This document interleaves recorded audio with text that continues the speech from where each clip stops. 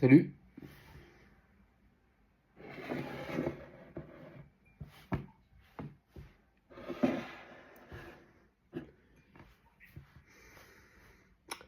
Lequel tu bois? Et maintenant?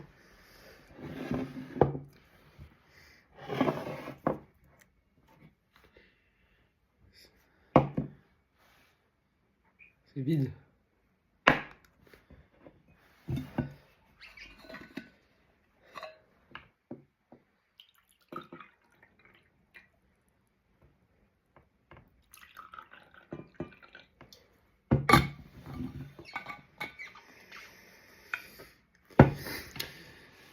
Même question.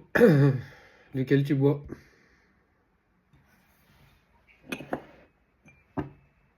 L'expérience que je viens de réaliser, là, que tu viens de passer, c'est une expérience qui a été imaginée par des psychologues afin de voir comment on pouvait influencer la pensée magique, ce qu'ils appellent la pensée magique, dans le choix d'un individu. Et dans les deux cas, que ce soit dans la première version ou dans la deuxième version, les gens ont préféré choisir l'eau, juste parce qu'il y a écrit eau. Même s'ils ont vu que l'examinateur versait la même carafe dans les deux verres. Donc c'est la même substance. Pourquoi? Parce qu'ils accordent une importance à ce qui est écrit là. Là c'est du cyanure et là c'est de l'eau. C'est ça qu'on appelle la pensée magique. C'est donner de l'importance à une chose qui n'en a pas fondamentalement.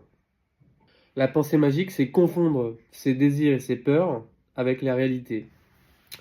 Là, vous avez peur du cyanure, donc vous choisissez l'eau.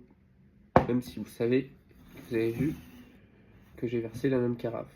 Alors bien sûr, ça marche pas chez tout le monde, hein, mais c'est une question de moyenne. D'autres expériences de ce type ont été réalisées, comme par exemple le refus de porter un pull dont on disait qu'il appartenait à Hitler. On demande à une personne si elle le mettrait, et elle le mettrait pas.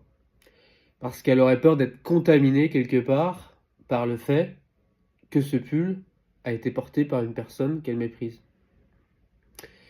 Et ça, malgré les dires des personnes qui disent ne pas croire en la contagion magique, c'est-à-dire un lien entre deux phénomènes qui n'en a pas vraiment, qui n'en a pas matériellement.